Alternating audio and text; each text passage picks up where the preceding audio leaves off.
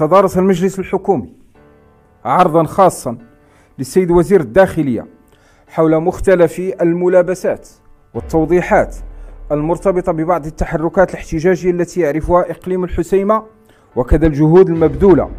من طرف الدولة لتأكيد التزامها بدعم المسار التنموي بالمنطقة. وفي هذا الإطار تطرق العرض للمطالب الموضوعية والمشروعة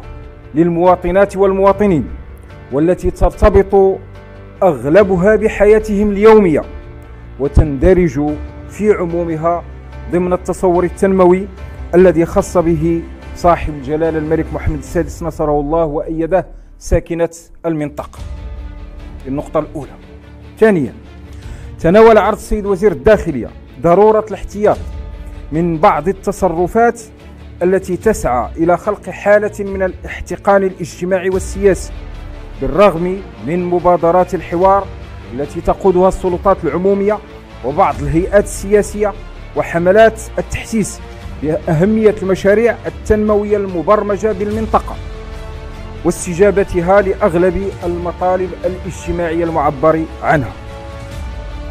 وأكد المجلس الحكومة الذي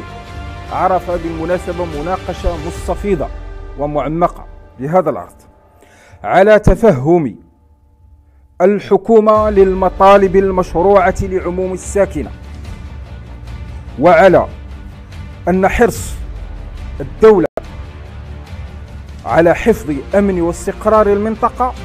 يوازيه وعي كامل بمسؤوليتها في توفير شروط العيش الكريم للمواطنين والوفاء بجميع الالتزامات التنموية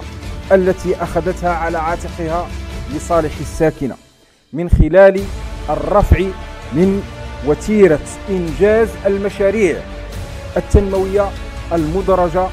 في إطار مخطط الحسيمة منارة المتوسط تنفيذا للتعليمات السامية لصاحب الجلالة الملك محمد السادس نصره الله وأيده. وفي هذا الصدد أوضح المجلس على إثر هذه المناقشة حرص جميع القطاعات الحكومية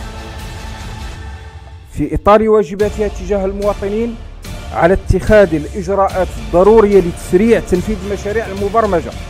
والقيام بكل ما يلزم لتحسين جودة الخدمات العمومية، وذلك على غرار باقي مناطق المملكة. ومن جهة أخرى أكد المجلس بأنه إذا كان الحق في الاحتجاج السلمي مكفول للجميع، فإنه من واجب السلطات العمومية ممارسة دورها الطبيعي في الحفاظ على الأمن والاستقرار